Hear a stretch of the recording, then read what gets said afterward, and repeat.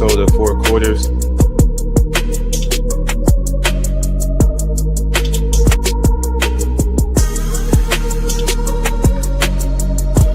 I'm not used to all these cameras in here, all these youngsters. If we weren't no good or losing, would you guys have jobs? Huh? And what would you be doing?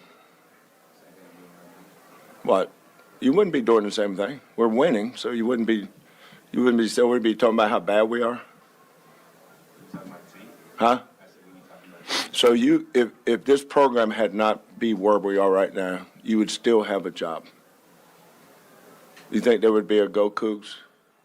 We going from you guys are kids, bro. To pick up on that.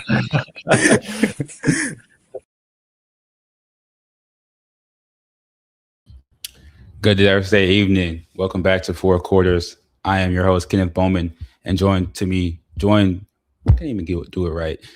by my co-hosts, Daniel Rodriguez, Joseph Mosley, and Colin Avent. I'll get the intro right one day, bro. 6'7". One day. One of these days I'll get it right. At this point, it's more iconic to just get it wrong every time. Yeah, it is what it is. You can just say it was on purpose. Yeah. Ryan said use your words. I agree. I thought it was good. I'll try. But yeah, man, rough week for the Cougs. We will definitely get into these last few happenings with Houston, but I think we are going to start. We're going to preview the upcoming game with Colorado, and we'll get into the bad stuff first. But first and foremost, I do want to say shout out to Star Pizza. We had a great time at Star Pizza. Yeah, amazing time. What was that, Wednesday? Yeah, it was Wednesday. We went. Yeah. We were 10 deep at Star Pizza. No, we were like 13 deep, really. Yeah. Sorry. Next time I'll know with y'all. Well, Joseph, you saw the Instagram post. I did. What up? I did. That's why I just said next time. I didn't blame nobody. It's all good. But. Okay. So yeah, we had a great time at Star Pizza. We had some great food. Mike hooked us up really well. Great staff.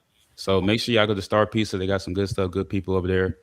And without further ado, we are going to bring up Oliver Hayes from Above Stampede of 24/7 Sports. Welcome. What's the word, Oliver? How we doing? Good. Thank you. Man. Yeah. Very last minute. I know I literally just called you before the show. It's like, you want to hop on, man? Yeah, no, very last minute. Like I was about to play some FIFA with the homie. I've never played FIFA, so you're gonna try it out and see what's good. But yeah, I figured I'd do this instead. Yeah, I think this is better than playing FIFA anyways. But that's what I was about to say. It's FIFA 2 at that, not even the current. So oh yeah. What is what's going on in the world of Colorado basketball? I know you're down there at every game. You cover the team a lot. You're at everything. So it's just what should we be prepared for with this matchup with Houston?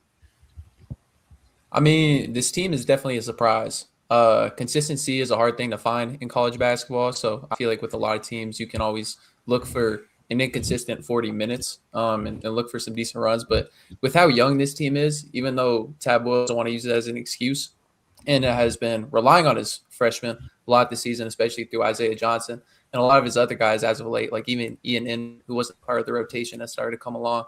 But with the young team, like the bad stretches are really bad. And you can look at the last two games, even though it's one against Oklahoma State and Kansas State, they'll go on good stretches and go on big runs, and they'll be really good, and they can compete with any team. That's why they're close with Texas Tech. They're close with Kansas, at least in the first Texas Tech matchup.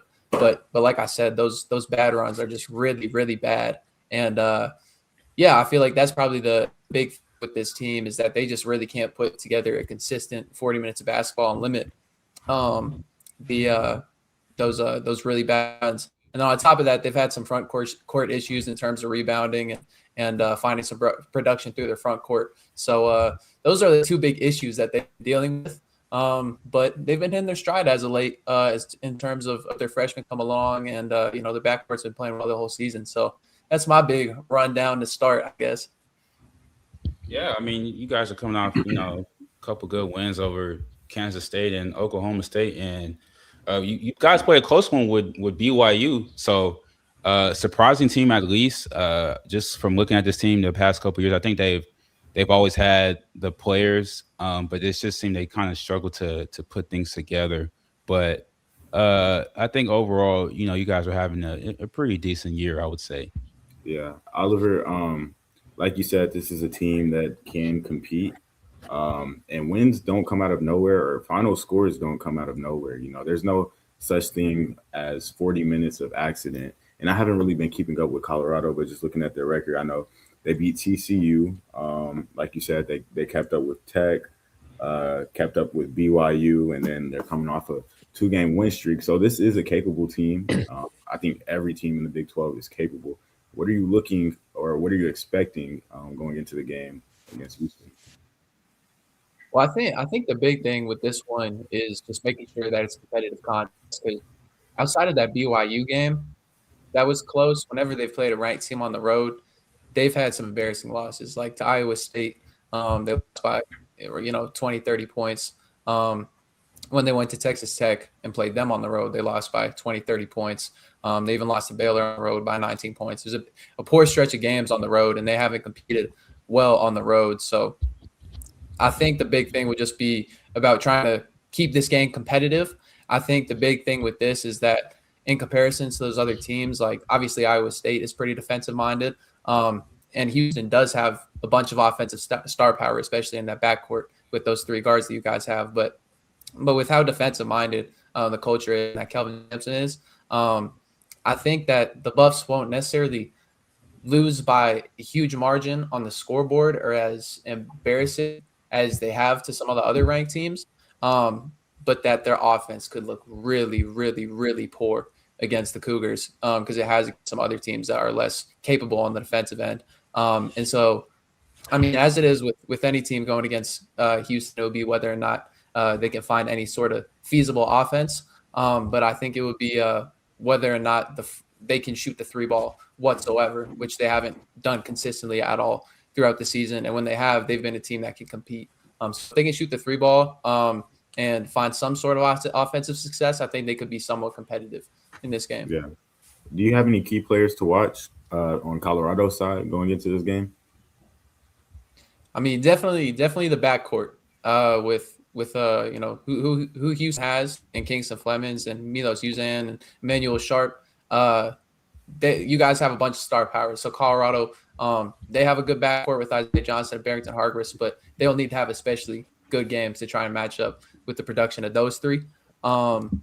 But outside of that, I'd say Bangad Dak needs to have a solid game, and Sebastian Rancic needs to keep rebounding the ball. The Buffs have been playing well as of late because Sebastian Rancic grabbed like 10 plus rebounds in 3 of the last 5 games or something like that, and he rebounded the ball well against Kansas State as well. So that's been big for us who haven't rebounded well at all this game. So I'd look at him and then Bangad Dak as well, who didn't play well yesterday, but he played well against BYU, played well against Oklahoma State. And when he can score the basketball inside and the Buffs can have some sort of presence, that opens up a lot of the offense for the backcourt that I just talked about. And for them to have the big games that they need to have, they need the help from the front court. So I'd highlight Sebastian Rancic and Bangad Dak, and then whatever the back can do.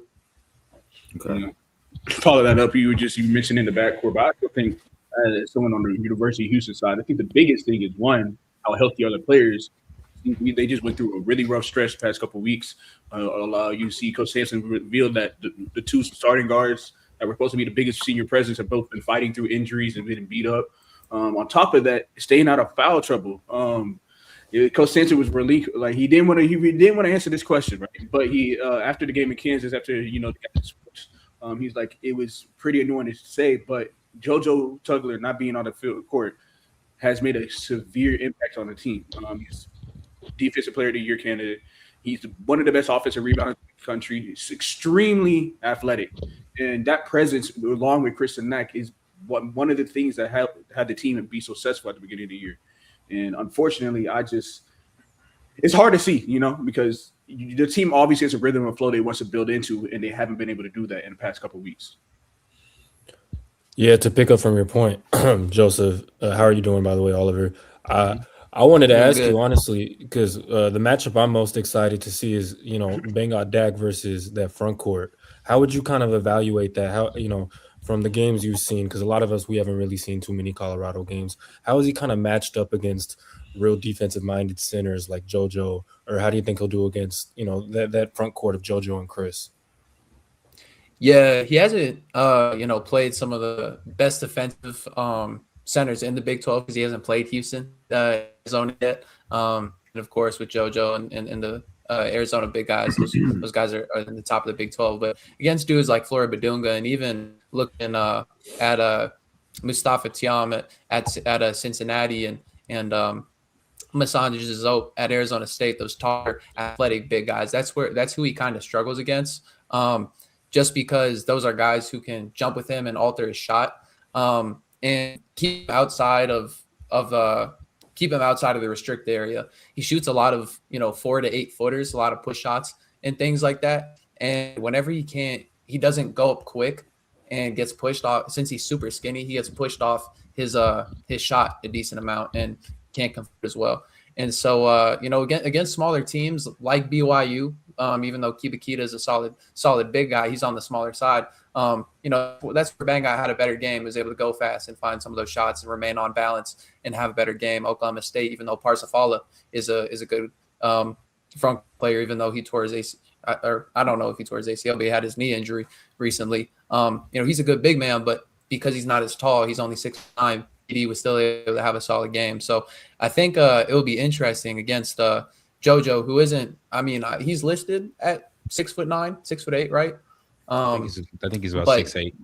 Yeah, but roughly. he's very, very athletic and can jump out of the gym in comparison to a guy like Fala. And so and he's also very wide. So I think JoJo will have a good will be able to push BD off of those shots, off of those 4 to 8 footers a decent amount, and it will be really interesting on whether or not Isaiah Johnson and Barrington Hargris can find alley-oops or just quick drop-off passes, which would be hard with how athletic Joe is. For sure. Thank you. Oliver, what are you hearing from the team and the staff and just about this matchup with Houston? Unfortunately, I wasn't able to get to practice today. There was a little bit of a mix-up, so I'm able to hear anything specific about the scouting report or anything in film that they've seen on this go round. But with how long Kelvin Sampson has been a head coach and how long Tad Boyle has been a head coach, they hold a lot of respect for each other, and Tad knows a lot about how defensive minded, rebound minded Houston is, and that is their culture and how much hustle and effort and just being on point and executing is a part of the culture. So they know how big of a task it'll be, especially going to the Fertitta Center and playing on the road, where the Bucks didn't have to do that last year. They got to play Houston once, or I guess twice. They saw them in the Big 12 tournament, but they saw them during the regular season once at home. So going on the road to play a defensive, rebounded-minded team that's one of the best in the country, if not the best. I know that they're just trying to find a sort of type of energy and connectivity to take into this ball game. They know that they might not make shots, they might not happen, but they know at the very least they need to bring energy and connectivity to try and compete with this team on the road. Anybody? No, you wanted to go ahead. Well, I was gonna say, I would say from the Colorado's perspective, you got U of H coming off 3 straight. I feel like this would probably not be the best of times to be facing this team. On the contrary, though, that is 3 straight losses. They might want to, put their foot on us while UH is down. Yeah, that could also be their mindset. So I agree with both sides, Daniel. I think they're definitely going to try to kick U of H while U of H is down. U of H has shown themselves to be human, and Colorado and every other team on the schedule is going to try to take advantage of that while they can. But Kenneth, U of H definitely does have a chip on their shoulder.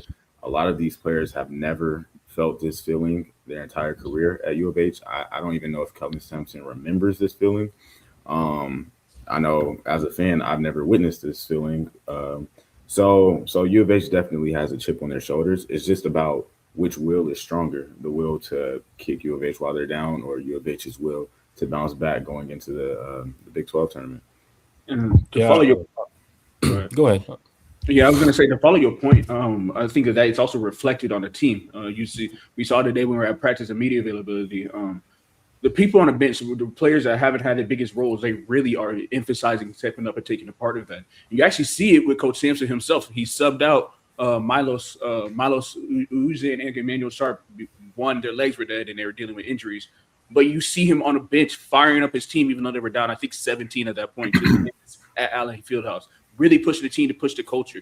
Because the culture he built is what's brought this program to where it is, to where you see them top 10 every year and see them in the March Madness. How many straight Sweet 16s? I believe 7. Seven. I think it is 7. Seven so- or 8.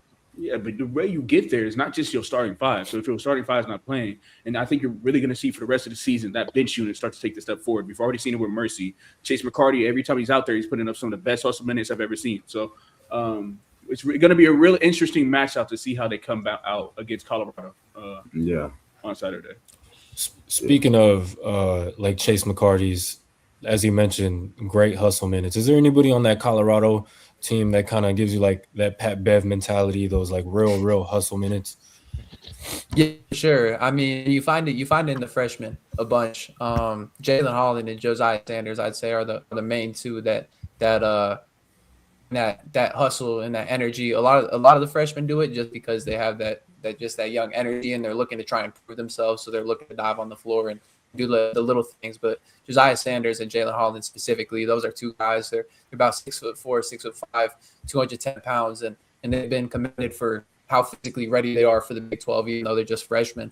And it shows in how well they've been able to rebound the ball and impact the game, especially on the defensive end, even though their offensive production hasn't necessarily come along as well as they both might have expected, even coaches might have expected, because they were both 4-stars coming out of high school. But even still, they've brought that type of Pat Bev mentality, and made energy hustle plays in front of the CU Event Center, and huge at home especially. But they've done similar things on the road. If any other buff were to try and fit into that realm, Ian Inman is starting to make his case. Maybe not as much on the defensive end, but he's trying to do every little thing that he can, along with shooting the ball from 3-point land to try and get minutes and bring energy for this Colorado squad. Yeah, Oliver, I got to ask, for those who don't know, what is Colorado's identity as a team this season? That's honestly a hard question. I'd say energy, not energy. I'd say probably playing fast through the backcourt is probably their identity. Whenever they're at their best, their defense may not be something fantastic, something that other teams are struggling against, even though Colorado has had some decent defensive performances in their best games.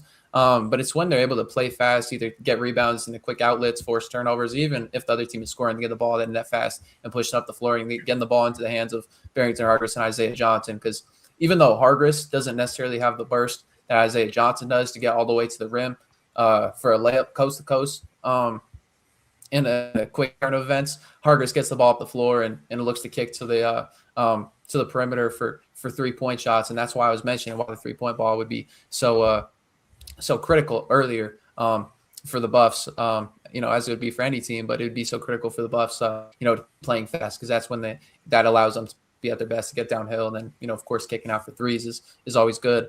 So yeah, their identity is playing fast through their backcourt, and Isaiah Johnson and Barrington Hargis. Mm-hmm. Last one for me. If you guys don't have anything else, and we're going to let you go, Oliver, don't want to take up too much of your FIFA night. How'd you get that Woj follow back on Twitter, man? Dude, I honestly don't know. I think it's a recruiting thing, just with what he's doing at St. Bonaventure.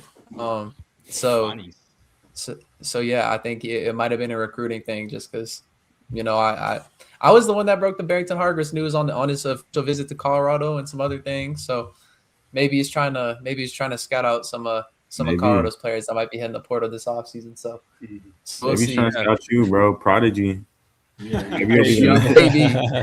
Maybe. Yeah, bro. Maybe I Woj saw is this more like a documentary. title. I saw this documentary that he was like on his phone 15 hours a day, and like, shoot, I'm on my phone like 9 hours a day, but 15 is way too much, man. He got that. So. That's all him. Hey, Kenneth, he might be Beyonce. He might be the Kim K. You know, someone else. Yeah, But, man. Hey, Oliver got some motion, man. You doing your thing at Colorado. Keep holding it down with the basketball coverage. You know, you're doing your thing for 24/7. You know, just salute to you, man. Yeah, I appreciate y'all. Sure. Appreciate your time, Yeah. man. Thank you. For sure. Yeah, for sure. man. I appreciate being on, and salute to y'all as well. Like, I brag about y'all to my club back at CU and be like, yo, we need to be like this.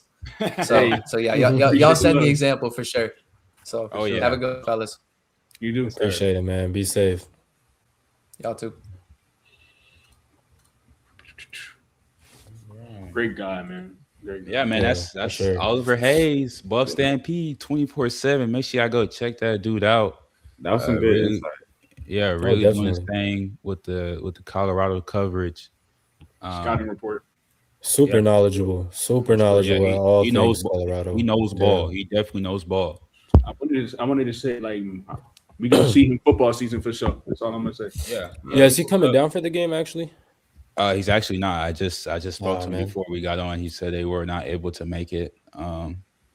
Similar things that we go through in terms of traveling and stuff like that. So We can talk about that off stream. yeah, without getting too much into it. Now But we I got to do- address the elephant in the room. What? before we do that, Colin. Somebody send some Star Pizza. All right, what's the elephant in the room? Elephant in the room. We're on a losing streak. Yeah, U of H has lost 3 Yeah. straight. They Hey. just went to Allen. They just went to Allen Fieldhouse on a big Monday and got smoked. And then I don't think you can really put it any lighter than that. Yeah. It's just not a good 12, 13 days. It hasn't been good these past 2 weeks for U of H. For those of you who were here for the intro, Coach Sampson said, would you still be talking about us if we were losing? I guess this is where the video ends. Yeah, we lost, man. So there's no more GoCoogs. But yeah, how are y'all feeling right now? Where are y'all's heads at? I know Joseph. We gotta start with Joseph. I know he has a lot to say. I have a ton to say, but I'm gonna be real. Being in the midst of Allen Fieldhouse, it was a little rough to watch, just seeing that and how turned up they were. But I'm not really, like, a couple days later, I'm not really that pressed. I think we got to realize, kind of like I was saying the other day with y'all, like, we are viewing it from the perfect standpoint. We want everything to be perfect, this, that, and the third, but it's a team that's highly reliant on fresh. Oh, wait, timeout. I'm going to stop my point. Shout out Andrew. R.I.P. GoCoogs. Rest in peace, GoCoogs. Our last dono. Thank you, Andrew. Appreciate you. We need to host a GoCoogs funeral. Ryan. Thanks. You think there'll still be a GoCoogs? But nah, like, real talk. I think everyone is obviously disappointed for what we've seen over the past 8 years, right? This is the first time since 2017 that University of Houston has taken 3 straight losses. But we came saying into the year, this is the most competitive Big 12 has been in a while. And we just went through the hardest stretch of anyone in the country this entire season, all in a really sharp, tight, and really unfortunate time span because the players are also hurt. So I'm less of the opinion of, it's the end of the world. It's like, okay, all right, stuff happens. Like, now it's time to bring it in, relax, recover, and step on to the next thing. So I hear you when you say the toughest stretch, but also 2 of the 3 teams that we just faced, Kansas as well, they also went through similar stretches. And, at this point in the season, all teams are battling injuries. Just a rough stretch. I don't know what else to add. Rough stretch, but, the guys went out there and competed every game. Some days, like Coach says, your baskets don't go in and their baskets go in, and that's how games end. Yeah.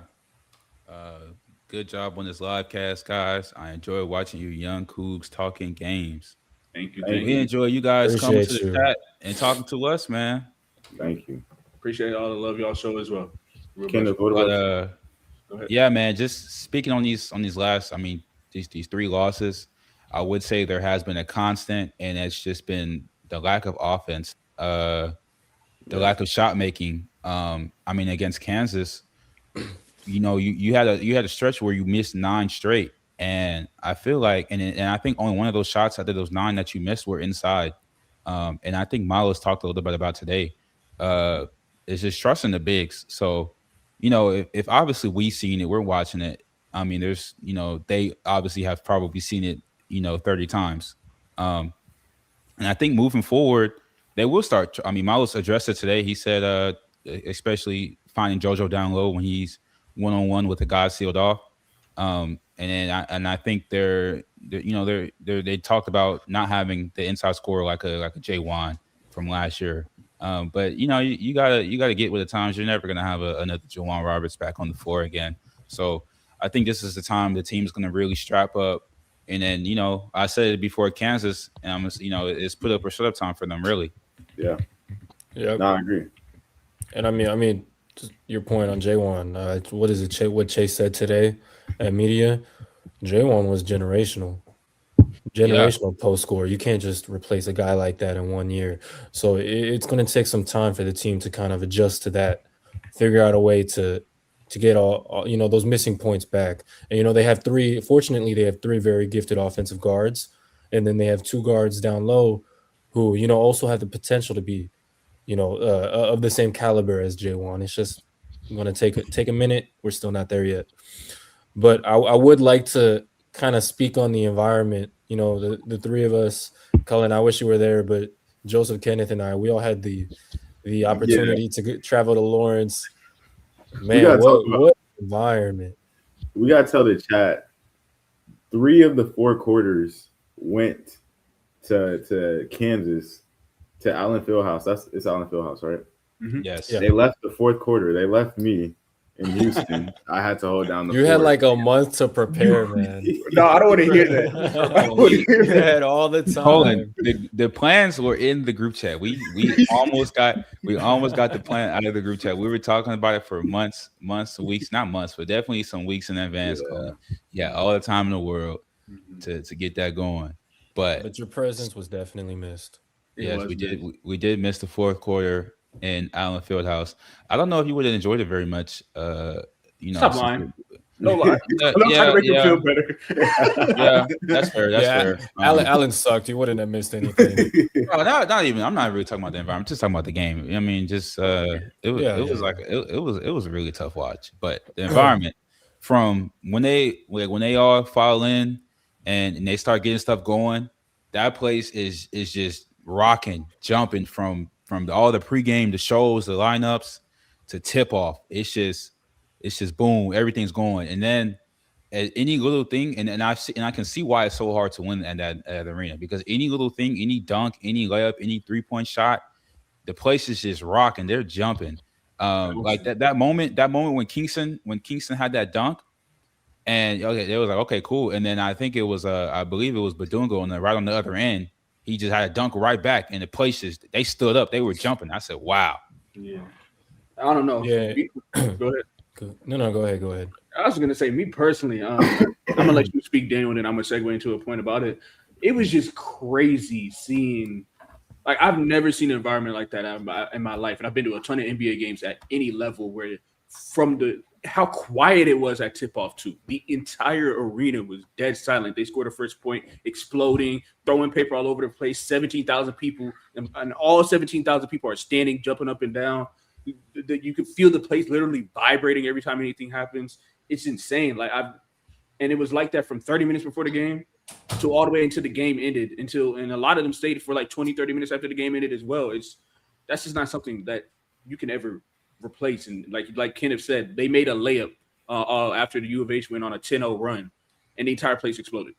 Go ahead. Yeah, honestly, speaking objectively here, I understand that I am, I cover UH, and I am a UH fan, obviously. But man, just being there, I couldn't help but just like appreciate it. Like it almost brought me like a sense of joy, because first and foremost, I'm an appreciator of sports, and being in an environment like that, just unbelievable. I'm very glad people like Ryan and other members of the media had kind of pushed us to go, because it really is, it's uncomparable, especially to Fertitta. Fertitta at its peak is a great environment. Do not get it wrong. Do not get it twisted. But it's not comparing. It's not comparing to Allen Fieldhouse. Their student section, I think, maybe had our maximum capacity. That's just how packed it was. It was That's insane. crazy. And it was They on had both sides. Yeah, they had two student Both sections sides. behind both baskets, so they Mhm. definitely got that advantage there. But speaking on that, I kind of wanted to get into a point. What I wanted to segue into is you see that is, I'm gonna be honest, from what I've seen, the pinnacle of basketball culture in America, right? And we've been talking about it a lot with University of Houston. And I just wanted to say, I remember Shaw telling this. You could see how intentional they were about every single thing in the game they experienced there, and how they even cater to the fans, how strict they are with the media and things like that.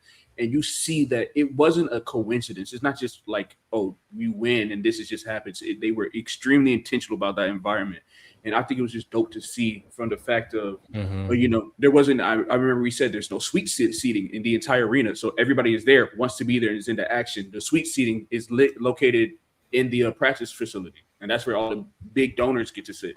And I think you watch the student section that they let them rise to the very top. So if you imagine your opposing player shooting a free throw and all you see is students yelling at you and going crazy, no matter what side of the court you on, it's just dope. Yeah, I gotta look this up actually. Yeah. And not even that, Joseph. With all due respect, those seats, you're sitting on benches. There's no back covers. Yeah. You got 17,000 people come into that arena, and the seats aren't even comfortable. That's how much they love the environment. That's how much they love their team. And another thing I really loved, really just the whole design of the arena. We walked in when it was empty. We were the only ones in there. We got to walk around for a little bit. From the bleachers being red, blue all around, it really just feeds into the environment. It really is a beautiful arena. And then one thing that really caught me off guard, Joseph and I, we were walking around just trying to gather some B-roll shots. We looked up, and typically when you go to an arena or you go to any place, there usually is retired jerseys. You expect to see like 5, 6, 7, right? I swear there were like 30 jerseys hanging up. 30 jerseys in the rafters. That is the epitome of culture. That is not something you can replicate. That is history. And that is what Kansas. Some of those names that you saw up there too. I didn't know any of them. But not to just, but that's just how illustrious their history is. The Will Chamberlain. I think they had Embiid up there. Darren Collison. I didn't even know Darren Collison or Nick Collison. I didn't even know. I guess I never considered the fact that college basketball was a thing when Will Chamberlain was playing. Like, I don't know. I thought they just found him on the screen. Bro, it was like they just saw a 7-foot dude. You trying to come hoop, bro? I thought they just picked him up. I didn't know there was scholarships and college hoops then, bro.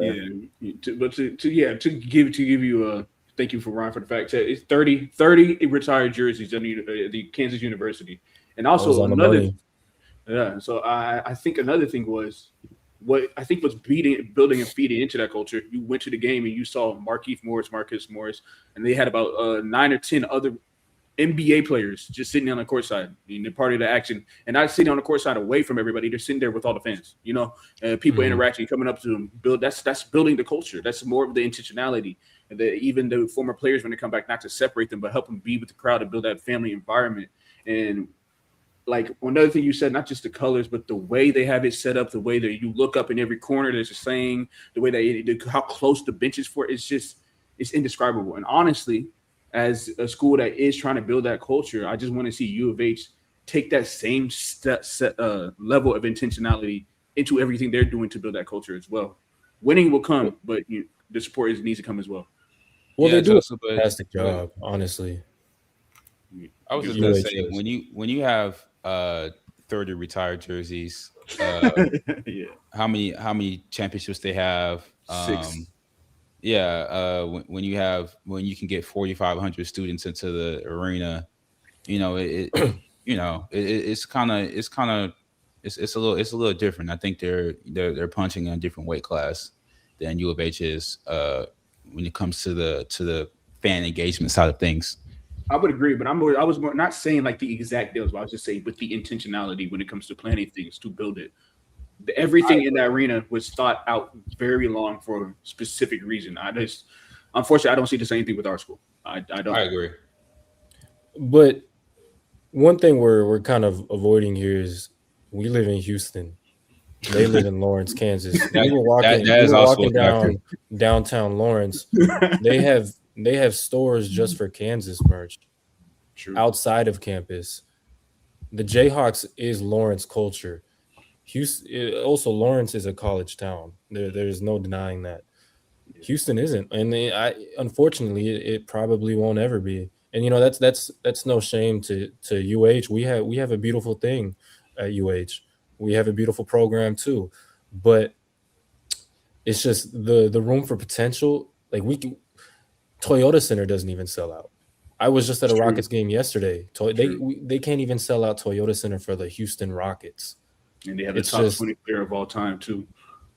It's just you're dealing with different communities, and traffic, competing for fan bases. There's probably, unfortunately, more Aggie and Longhorn fans in the city of Houston than there are Cougar fans. Not to mention, Tech, TCU, Baylor. It's tough. It's really tough to compare because everybody in Lawrence, Kansas, I guarantee they're Jayhawk fans. Yep, they're a big Jayhawk fan. If you don't, big Jayhawk fans. Yeah, they have a great stadium and culture, but we have a much cooler looking mascot. Shout out Shasta. Shout out Shasta. But no, I think you're right, and there's a lot of things that go into it. It's just hopeful wishful thinking moving in the future.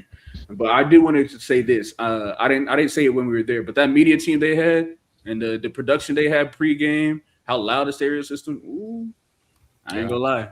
I think they peaked at 115 decibels, which is pretty. They got to 120. They got to 120. Was it 120? Okay, that's crazy, man. Hey, don't forget about the museum they have in there too. Oh yeah, all the memorabilia. Cool. Yeah. Sorry about that, Colin. Maybe. Hey, we will see you in the Big 12 tournament, though, right, guys? We all gonna be there. Yes. Yeah, 4 quarters. Hopefully, it's looking like the entirety of the 4 quarters will be attending the Big 12 tournament. So that would definitely be an interesting thing for all of us to go to. I've never been to the Big 12 tournament, so can't wait for that coming up in a couple of weeks. And we got college game day for the championship game. So hopefully you are just playing in that game. Yeah, I will say this. I'm hoping and praying that, we get to actually try some better food because Kansas, I'm very unimpressed with every food items I've had. Both times I've been there. Trash, okay? That's one thing we got over them. That's 100%. We walked into media and they were serving buffalo chicken mac and cheese. Joseph and I were just like, nah. We're definitely getting denied next year. Man, we just spent like 15 minutes glazing Kansas. What should I wear when we go to the Big 12 tournament? Like, hey, Colin, you better go copy about 3-4 suits, bro. You know what I'm saying? Just talk to him before because if you don't, he's gonna stunt on you. That's exactly what happened. Yeah, that's why I was concerned about. Yeah, I mean, I'm just saying, y'all know what I'm gonna have prepared. So I think it's just on y'all to plan accordingly. I gotta go get my hair twisted. No shade. I mean, that is the truth, George. That's their entire culture. I mean, it's basically nothing wrong with that though. It's basically the smaller version of Huntsville in Kansas City. It's far as heck from Kansas City. There ain't nothing out there but cows and bars. So I get it, man. I mean, it's like they have to put their all into this arena and the team because. Yeah, you also have to think in those type of towns, like if U of H went away, the city of Houston would keep moving on. If University of Kansas went away, the town of Lawrence is just is nothing, and that's no shade to Lawrence, but that's just how their town is set up. That's just how their economy goes. One thing I did want to touch on our trip going to the airport, going home, man. Talk about perfect timing. Oh my god, bro! That's what I was gonna So say. this dude Joseph, we about to go. We get back to the hotel after the game. So I'm thinking, I'll say, okay, boom, Joseph, schedule the Uber, man. It's like we in Lawrence, Kansas. Nobody's gonna come pick us up at 4 a.m. So Joseph's like, boom, okay, 4:40, the Uber's gonna get here. Our flight's at 6:15, mind you. I should have said something when you say 4:40. And I think it takes probably like 40 minutes to an hour to get to the airport, Kansas City Airport. So Yeah. we wake up in the morning. This dude Joseph's like, man, they canceled the Uber. I'm like, dang. So we get downstairs. Some way, somehow, the two Uber drivers that were driving around the entire city of Lawrence at 4:30 in the morning confirmed the ride. The guy picks us up, and I'm like, damn, we might miss this flight. Me and Daniel were actually on the later flight, but we were like, let's stand by and get home earlier because Joseph was on the 6:15 flight. Me and Daniel were on the 8 a.m. flight. We all ended up going home at 6:15. So this dude picks us up, and the thing says we're gonna get there at like 5:50. I'm like, oh man. And I think I'm not gonna lie. and it's crazy. I wasn't really too concerned with TSA because I'm like, it's 6 a.m. I don't think anyone's gonna go through TSA. So it says we're gonna get there at 5:50. I think we got there probably around like 5:40, 5:45. So shout out to that Uber driver because he got us right. Yeah. He did. So we get there. Obviously, TSA is pretty smooth. No one's flying. We go right through, and then we just had to walk down to our gate. They were boarding. I'm on the standby list. We're in TSA line. I said my standby got confirmed.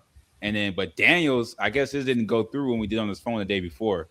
So I'm like, Daniels not on the standby list. But we get to the front, and they're like, oh yeah, you can come. So I'm like, boom, perfect time. And Dan, you got to fly first class too. Yeah. So I was like, please, is there any way you can get me on this plane?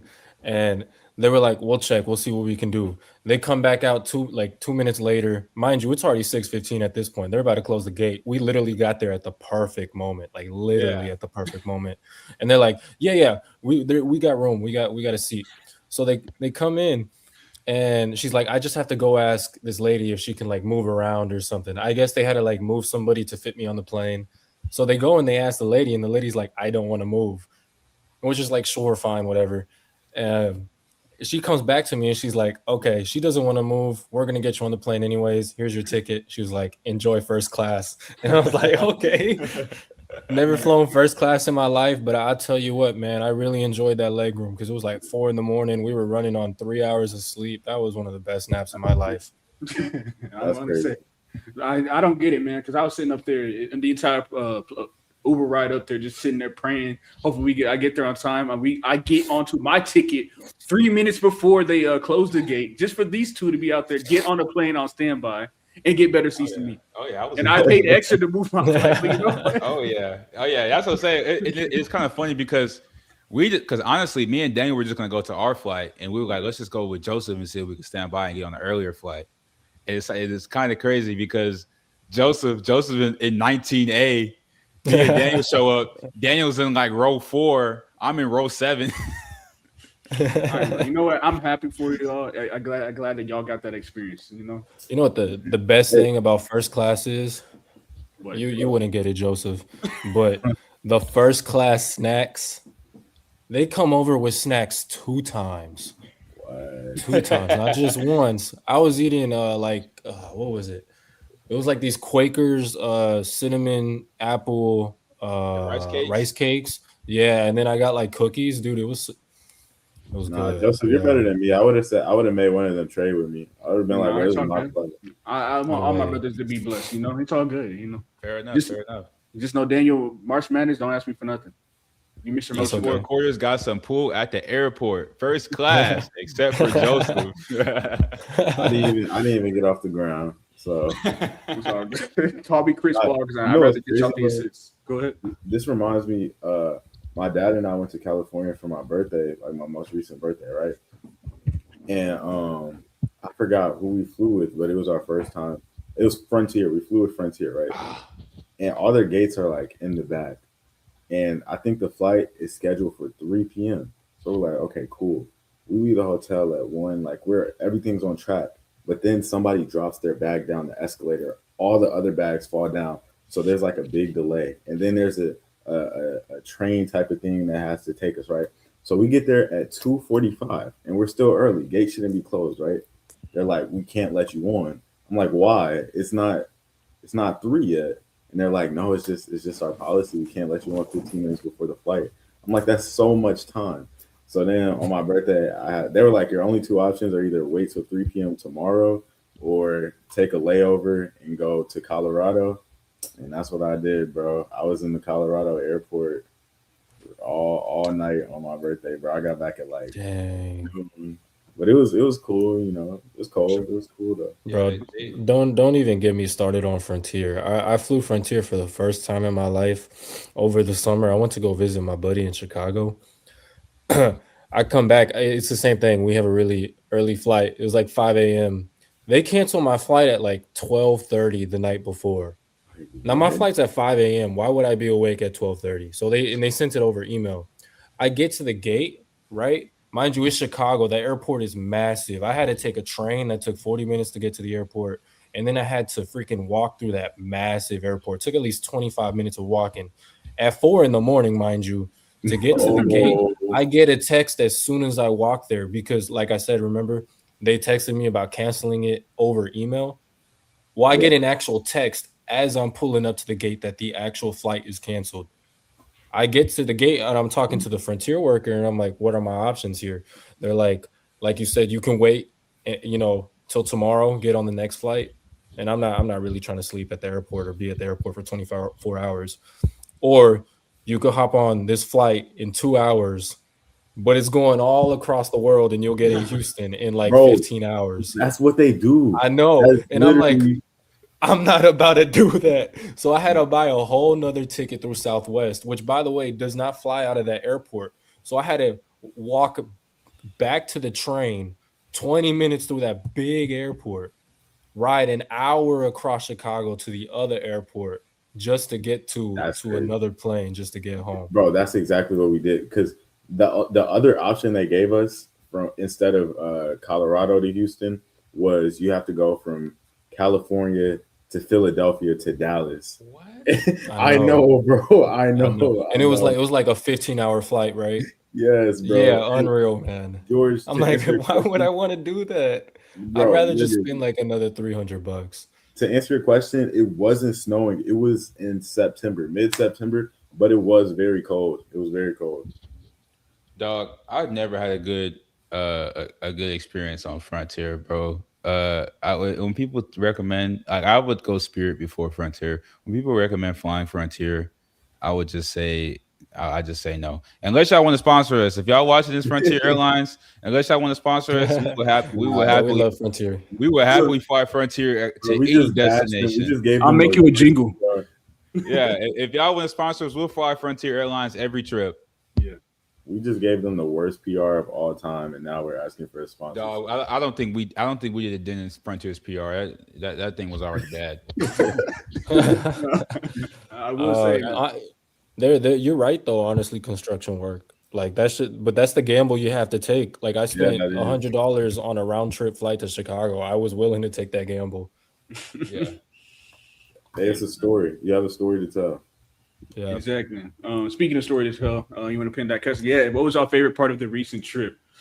I mean, I'm gonna be real so quick, but I think. I was gonna say we were there for like 1 day, so. I don't know. My favorite part. Hey, that's my girlfriend. Y'all better give her a good answer. Shout out, Mrs. Daniel. But Mrs. Daniel. Mrs. Daniel. All right, bro. My favorite part, I'll start. Off the top of my head, there's 3. Me and Joseph, when we were killing time, we went to this bar. They had a pretty good grilled cheese. That was pretty good. The basketball game, they gave us Dairy Queen at halftime. That was really cool. And they were good. I never had. What were those called, Joseph? Dilly Bar. Dilly bars, those are good. Yeah, I always thought Dairy Queen was just the Texas thing. Me too. Dairy Queen is everywhere. I did too, honestly. Isn't that the slogan? That's DQ. That's what I like. Dairy Queen is everywhere, bro. Apparently they have more than one slogan. What? That's actually slimy. That's crazy. Wow. George, Well, I'm gonna get to that. I'm gonna get to they're that. Yo, why are cookies. y'all flaming me, man? I I already that's what I'm saying. I might. Okay, so we had Chipotle right when we touched we down. already had lunch. I just wanted to sit with my boy and keep him company. So I I'm ordered like something y'all went light. all the way to Lawrence, Kansas. You talking going all the way to Lawrence, Kansas to get Chipotle? Y'all went all the way to Lawrence, Kansas to get some grilled cheese. I didn't eat grilled cheese. Listen, Oh, hold on, construction work. Boom, $25. thank you, Oh no, man. $20. Appreciate it. It's all good. Appreciate it. I think Daniel, you hit a spot on. My favorite memory was definitely the Dilly bars and just hanging out with the people in that meeting room. There's a lot of dope people we met. But Yeah. the video game store, I ain't gonna lie. Yeah, Me and that's Daniel what I was gonna get to. yeah, bro. Me and Daniel were like a kid in the candy store, bro. Yeah, I got Midnight Club. Y'all can't even see it. Midnight Club Los Angeles. Always wanted to play this for $8. But I can't even play it because my friend that sold me his Xbox didn't tell me there was a disc lodged in it. So I can't even play it on there. Scammer get scammed. Yeah, I got scammed. Right. If you would have got it for PS3, I would have got you, bro. I have a PS3 that's not being utilized. Okay, I have a feel like PS3 too, but I was gonna say they probably did have a PS3 copy in there. Yeah. Need for know. Speed is superior. I agree with you, Champo. I will say I think we will be a lot more intentional with the Big 12 trip because that was a business trip, and unfortunately, business was not booming that day. It was a lot of great experiences. I definitely want to go. Are y'all down to go to the Basketball Hall of Fame while we're in Kansas City? Oh, Oh, I yeah. didn't know it was there. Isn't it not T-Mobile? Yeah, it's at it. You got to find some time to go. I don't see why not. I mean, especially if we get down there before U of H plays. Honestly, speaking of, I'm just excited to just sit there and watch some like this all day ball because the games are going to be back to back. So Yeah. That was the great thing about Players Era. yeah. But I do need to say, like I said again about the food, I need to at least have one good food experience in Kansas City. I remember our first night there, I had insomnia cookies for dinner. So please. That was totally that was entirely your fault that you had. That was for sure on you, man. I did get there way too late. Yeah, that's on me. But I need y'all, whatever is good, tell us the barbecue spots now. Tell us the must-go spots in Kansas City, and we will be there. Does Kansas City have a slogan, like a catchphrase, like a yeehaw, like a what do they say? I'm gonna look it up. I don't know. Go Chiefs. Yeah. I guess I'm never saying that though. Yeah. Chiefs. But I think my favorite part from the trip was tapping in with Fran Fraschilla over there, ESPN. Their slogan is "Heart of America." Nah. I say that's probably what do y'all think is like you remember when they were talking about the top 5 cities in America? Houston's number Oh one. yeah, that was a whole conversation. Yeah. Yeah. I mean, there's like 3 pretty unanimous ones, 4 I'd say, and then the 5th one's up for grabs. What do you think it is? Not Kansas City, I'll tell you that much. Q39 Joe's Barbecue. Actually, we passed by it, and I was very interested because I saw a ton of people there. So we got to go there. Sure, we went. I know we had we went to Yard House. That was pretty good, but that's a chain restaurant. Yeah. Also, Kenneth, finish telling your story, man. Oh yeah, man. Tapped in with Fran Fraschilla over there before the game. Actually, I met him at Big 12 Media Day, so he kind of already knew who I was when I said hello to him, and he talked to. Hey man. Some people got, some people don't. But cool guy. That dude knows a ton of ball. What was I gonna say? But yeah, hey, he might be a future guest on here, so y'all be on the lookout for that. We might get him on here to talk about the Cougs. I still want to try to get Chin on one of these. Who? Chandu. Oh yeah, that would be really cool. Back to our conversation, Colin. New York City, LA, Chicago, DC. I've seen Miami. Miami's fair.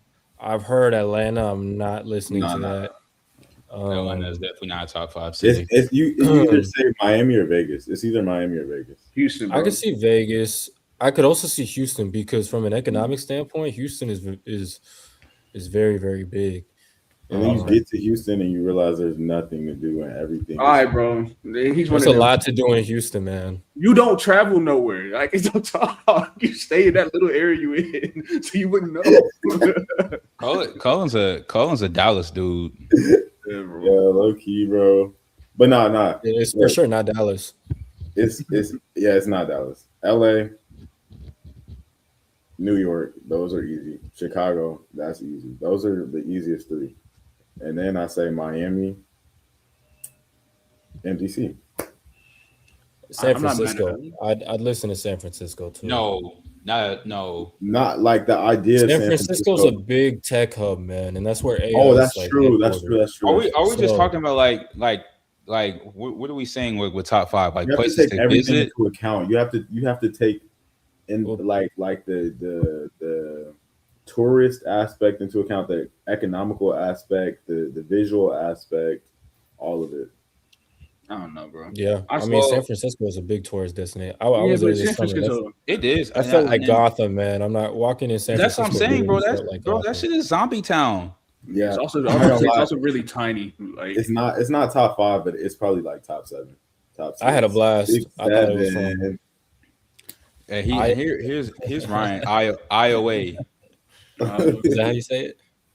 He's from Iowa, Louisiana, not Iowa. Iowa. How did you have that video on deck? It's already on here. Ryan plays that video like 10 times a stream, bro.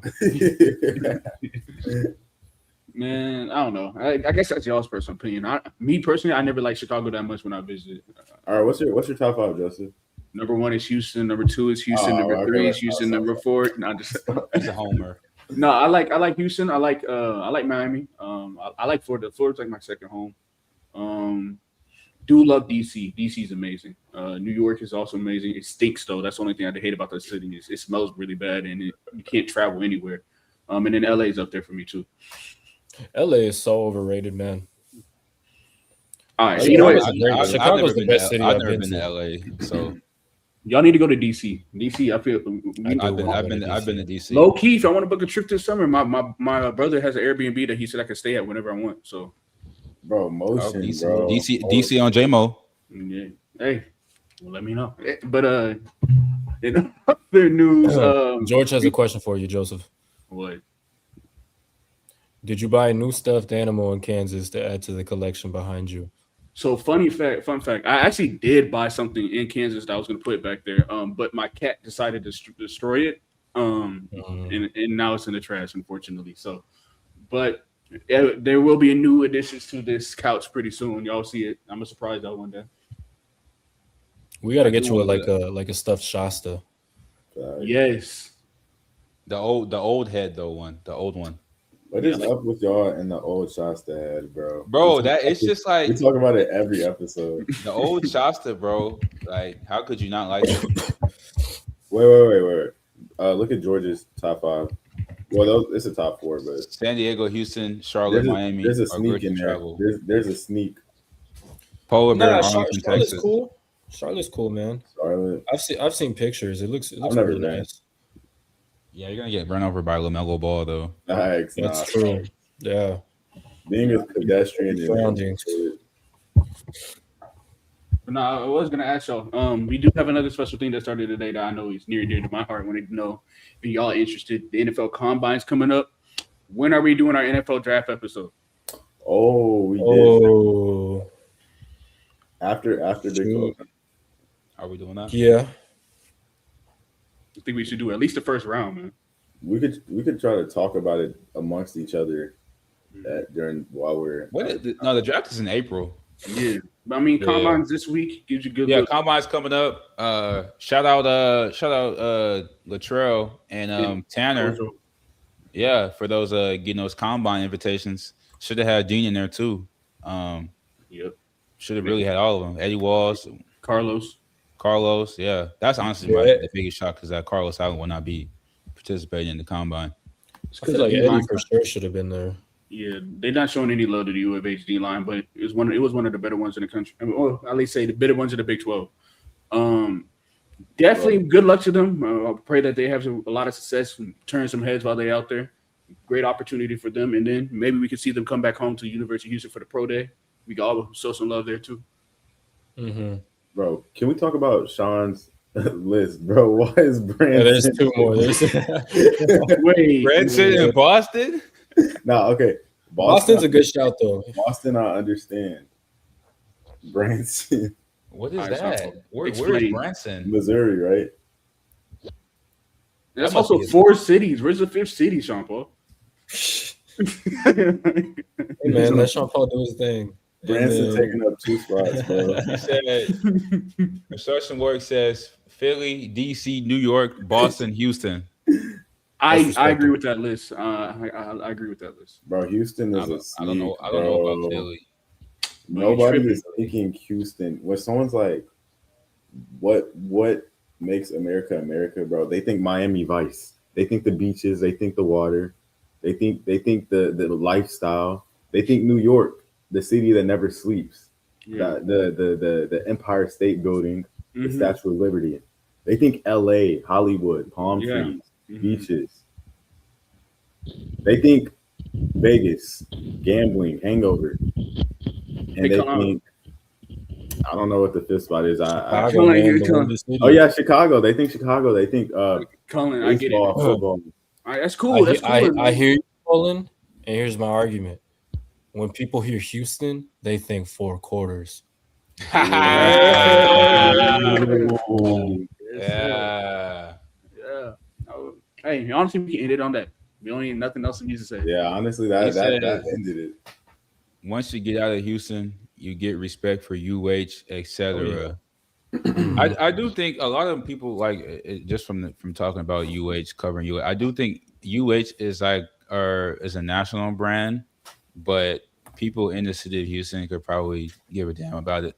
But It's a great city, man. There's so much things you can do. It's It's a great largest- city, man. hey, man, Diverse, Houston, great food. Houston is the spring break capital right now. That's what I was about to say, Colin. You were saying all that, but I it's hate good that. enough. Stay home. Don't come here. No, actually. Yeah, please don't get out of our city. There's enough Miami- traffic already. Miami said they want y'all back, so don't come to Houston. Go back to Miami. In Miami, they said they opened it up again, so you guys can go to Miami. Don't come to Houston. Obviously, you were calling another thing. You were just talking about what everybody thinks of America, but for some reason, the FIFA World Cup thought it was good enough to go to Houston. That's all I'm gonna say. You know what? You're And right. also like 30 other cities, but Nah, it's like it's like 8 cities. I thought it was like 16. it might be. I just kind of made that up. I'll look it up. But another big thing happened today. Y'all Go know ahead. what that is? Kenneth, Joseph? What are we talking about? There was a lot of big things that happened the past couple of days. But go ahead. Okay, well, it was the biggest. Lauren Sampson Cougar spotlight dropped today. With Yes, it Kenneth did. Bowman. The biggest. Yes, it We did. can play Yes, you it guys did. a clip here, just a quick 30-second snippet. Great video. We'll only take 10 minutes of your time. Please go give it a watch on Coog TV's YouTube.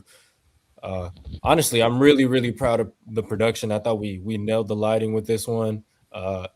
Couple hiccups we won't mention. We might mention a funny little story. But No, we're I'm definitely gonna- mentioning it. We will definitely mention it. I'm gonna play this snippet for you guys. Also, go watch the video after this, please. And just what have the past 12 or so days looked like for this program? I mean, they're coming off 3 straight losses and since 2017. Just from your perspective, what are you guys going through right now? Just keep working. Good answer. Have you ever considered getting into coaching? I'm too emotional. I'd be a Saturday Night Live sketch. And do you know how many rings you have? God, I have 27. I have them as pendants for the most part. Oh yeah. Okay. I like the production. Yeah, great. Great. Honestly, it looks even better watching it on here. But yeah, man. Shout Well, out. Kenneth. it'll look better on YouTube. We had to scale it down to 720p here, but on YouTube you can watch it in 4K, in all its beauty. That's a damn good interview. Appreciate that. Kenneth did a great job, man. Shout out to you. Yep. I want to give you your props. You could tell you had some good questions because the more you talk, the more she got into the interview, the more she let the layers down a bit. So Yeah. I mean, he's been doing this, man. Kenneth is a pro. Oh yeah. We go Ralph Lauren. Yeah, we do go Ralph Lauren. I had to. I did go Ralph Lauren. Yeah, I didn't see the belt though, but You go Ralph. Beyonce. you know what I'm saying? Yeah. It's cool. That's all we need to talk about with that interview. Just make sure y'all go ahead and watch it. It was a great time. Cougar Spotlight going to be taking off for the rest of the year. Make sure you tap in. What are you talking about? Oh no, you talking about, bro. Here we go. You got your phone on silent, Joseph? I told you, Colin. Okay, well, I'm gonna just say it. So we're mid interview, right? She's talking about Marcus Sasser, Jamal shit. She's just going, man. She's going a really good point. And shout out to Lauren for keeping her composure and going through her answer. You could tell she's been doing this a long time. But this dude Joseph pulling up his Instagram, got the sound going in the back, and then a couple seconds later, this man drops his phone. I'm like, you got to be serious. You can't be serious, dude. But shout out to Daniel, amazing editor. Shout out to the production team. Did not let this ruin the production. And as you guys seen it in all of its glory, it was a great interview. But no thanks to Joseph. No, Joseph, you did a great job.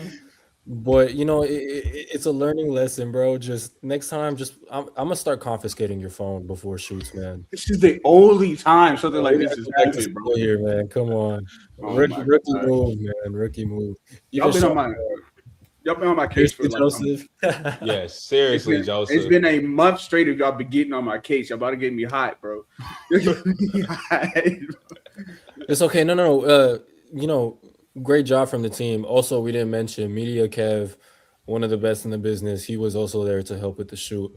I'm really proud, one, of the finished product, but also of the efficiency in the setup. And a lot of that is due to Joseph and Kev and Kenneth, kind of working with Lauren to get everything set up.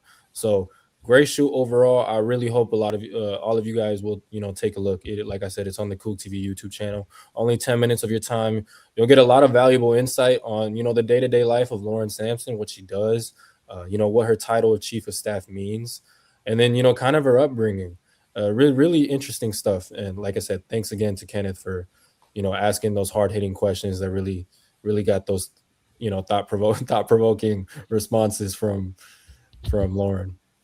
I would say Lauren Sampson is probably the backbone of the UH basketball team. So definitely wanted to just highlight her and all her work she does. Funny story, actually.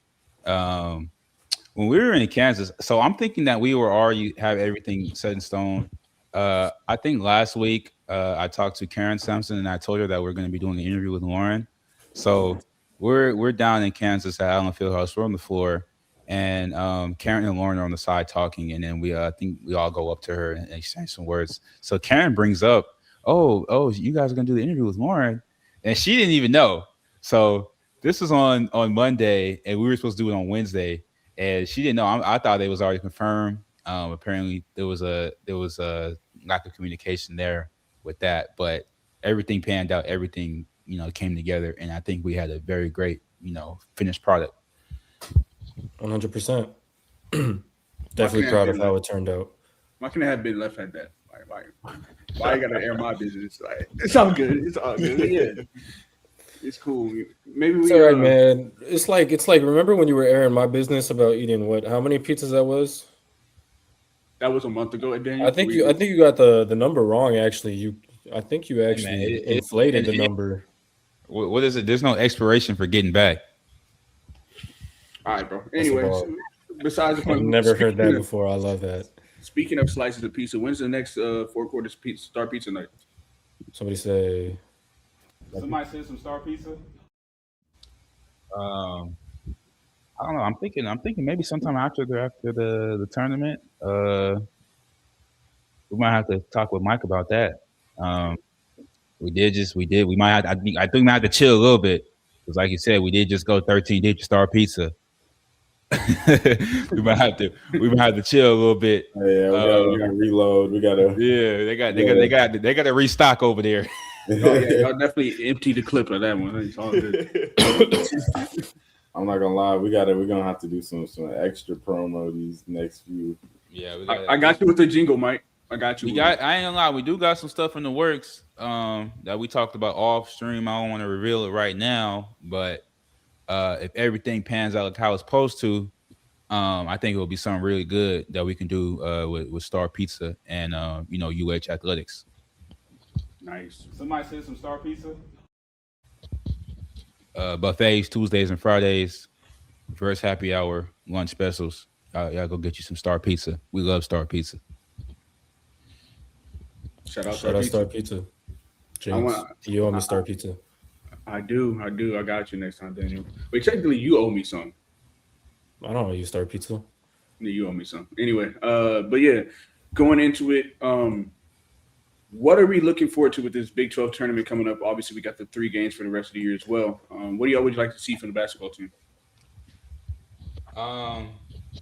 I would say I'm not as confident going into this Big 12 tournament. I do think it would be obviously they should win all the games. And in terms of seeding and whatnot, getting placed into that South Regional, I think that's probably the biggest deal right now. I don't know how, and I don't know if winning the tournament or losing in the second game or losing the first game, I don't know how that would affect the seeding. But I'm just looking at this team. You got 3 more games to finish out the year. You got Colorado, you got Baylor, you got OK State, and then you got potentially 3 more games in the Big 12 tournament that you have to play. So that Big 12 tournament, that tournament week, I'm really just expecting, can this team strap it up for 3 days straight and bring home that tournament title? And everything else will work itself out. Are y'all making merch for 4 quarters? Hey, wait, low key. I think we might get sued by Off-White for this logo. So probably not. It's not close enough. I mean, What we could do. I do own a clothing brand, so I mean, I can't. You know what I'm saying? Like, we can make some more. But hear me out. Well, hold on. Okay, I know I'm saying hear me out, but you got to give me a second. I got to find it. If y'all are demanding, we can supply. I know. You know, that's my light skinned brother right there. You know, Colin gonna make it happen. It's a pretty boy over there. Neither of you guys are light skinned, bro. Bro, we both knock it off. Knock it off. He's just mad. Kenneth's just mad. It's cool, man. You Beyonce, bro. Dang. Okay. You know what? For real though, Colin, he really is Beyonce because remember how Beyonce was knocking the other members of her group down a pedal? Kenneth's always doing that to us, bro. Have y'all seen First of all, hey, I mean, honestly, if y'all really want to get into it, how is me on Black History Month too? How is me calling y'all not light skinned, which y'all aren't, knocking y'all? Are you saying that if you're not a lighter complexion, you are not perceived as higher in value? Is that what you're conveying to me, Joseph? Because we can really go into it. We can continue that. Communication. I thought so. Communication to do the work, bro. Oh my gosh, we'll continue that off stream. But speaking of Black History Month, we do got a little event at NABJ tomorrow, right? Yeah. Oh yeah, we got Chancellor Johnson of the Big 12 Conference pulling up to Big Chance. Yes, the Chancellor Johnson will be pulling up to our event tomorrow. We just had him on here a couple weeks ago. Shout out Chancellor Johnson. He's really been doing this thing with the content creation. He's been going up. We had him on the show a couple weeks ago. He stamped us. He writes what we do, and it's just really, really good to see that the guys that have kind of made their way in this profession, show love to dudes like us. Shout out Chance. Put the bobbleheads comment up. All right, guys, you ready? 3, 2, 1. Why is it just me? Come on, Daniel. Hey, every time. I think of the Duke mascot. When I remember, I just always get that image when he was at the Final Four and he's like and shaking his head around. I'm working on the theory that if I watch my team play, they'll lose. Whoa, wait. Are you the bad luck? I think I am, bro. So you've only watched 5 games this year? Low key. Low key, I think we lost. I think we might have lost every game I watched. All right, bro. So The okay, only- you know, have you came to one in person yet? I know I'm going to Baylor. That's the only game I have tickets already for, and I'm trying to go to not Colorado. Yeah, Colorado. Colorado's home, right? That's Saturday. Yeah, but the only game that I watched and we won was the first Tech game. Every other game I've watched, we lost. Every single game. So what I'm hearing is, in order to break that little scenario, you need to show up to the game. I mean, we could test it, but bruh, also the Duke game last year, to send us to the championship, we were losing when I was watching. I was like, I can't watch this. I turned it off. We won. You gotta come to a game in person. We'll see. We'll test it Saturday. In the championship game, I didn't watch the first half because I was traveling to San Antonio. I watched the second half. What happened? Damn, Colin. And also, I'm a Dallas Mavericks fan. I was watching every game in the finals besides the game we won. I mean, to be fair, you guys were never going to win that finals. All right, bro. Just being honest. Colin, are you sure you're a fan, bro? Inside job, bro. I'm a plant. All right, bro. All right. Secretly a Tech fan, bro. You notice how you watch both Tech games? Hey, but this is what I was That's talking what it about, sounds bro. like. We need this, bro. This is what we need.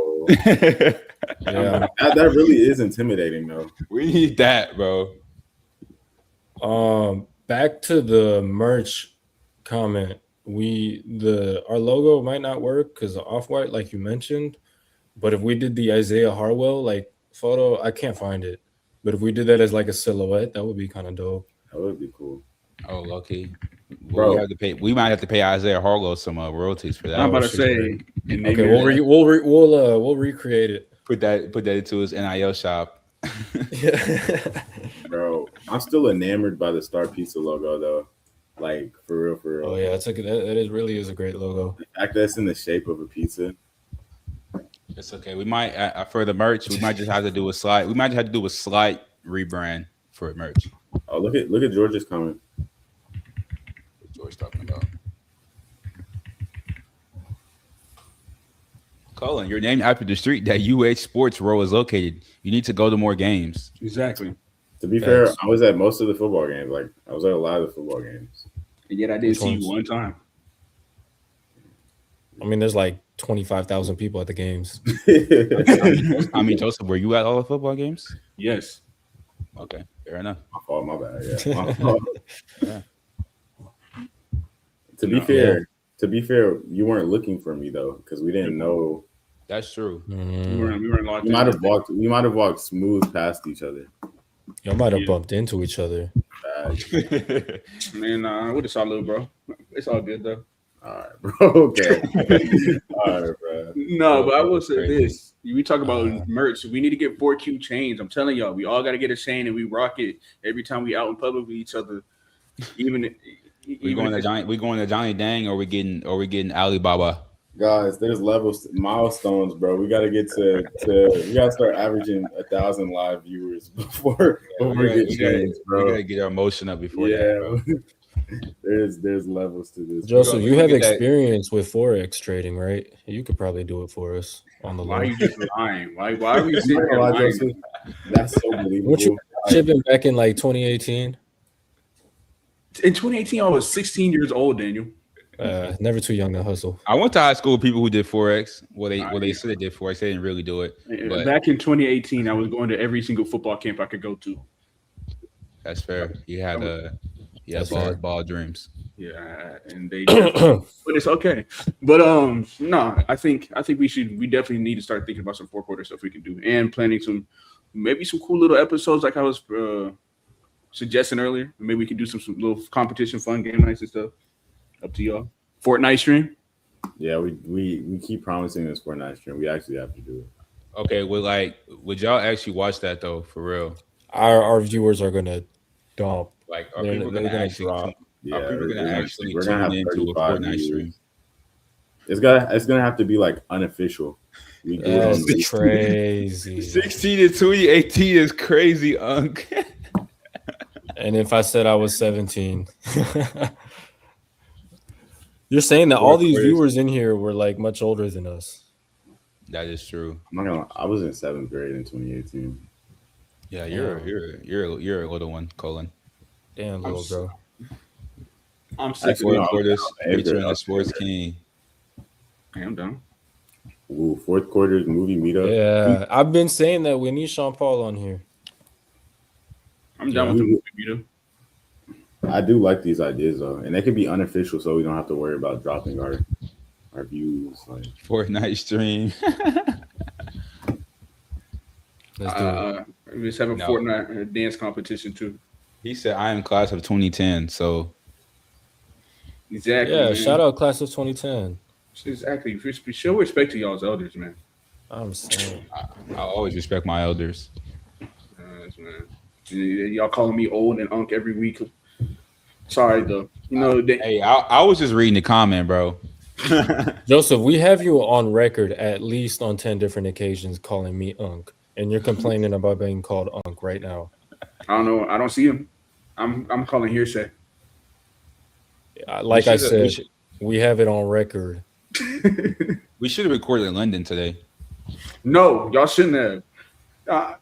No, I said I'll give him the rest of it. It's all good, bro. But y'all, all I'm gonna say is that y'all gonna get me hot if y'all keep running a game like this, bro. Y'all been on my head and on my case for way too long. I get it. That wasn't us. That was Lyndon, man. Lyndon was on you. You could have fought back. That's on you. What you had to do was fight back. Lyndon was windmilling on Joseph. I felt bad, bro. I did leave him outside for 30 minutes, so that's the only reason.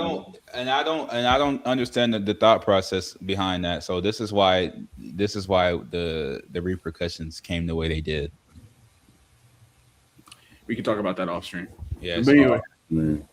but yeah. Other than that, how y'all feeling? Wait and see. Wait and see on Saturday. Just win. I will say, I think just listening to the team talk today, I mean, I really feel like, Kelvin gave them 2 days off. They didn't practice Monday, or they didn't practice Tuesday or Wednesday. They got back on the floor today. So I think this was a good moment for them. This was definitely something they can learn. And they've all been saying it. Coach said it. It's better for it to happen, in February than it to happen in March. So I definitely would say they learned it. But and we spoke on this a couple of shows ago. Every elite team goes through some type of adversity, and it's really about how you respond and how you come up in the end. The season is not over.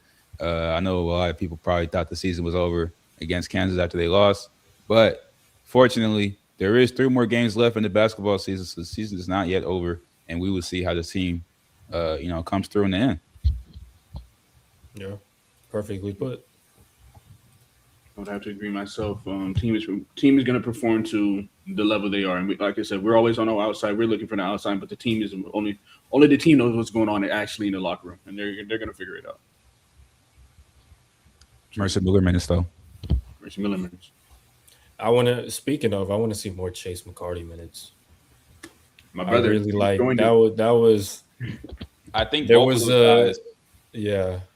Both of those guys really, honestly, they showed me something. I think the staff was really impressed by the way they came out and just handled themselves, and just honestly, when the game at that moment in the game, I'm not sure what the score was when they subbed in, but I was Joseph Smith said, "This looks like Kelvin's calling the dogs off," but it was later revealed that Miles and Emmanuel are dealing with some injuries, and it really just wouldn't make any sense to have them out there any longer.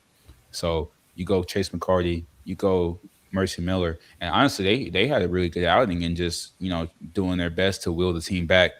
And Mercy said today just to stop the bleeding. Chase McCarty minutes, man. Chase McCarty minutes.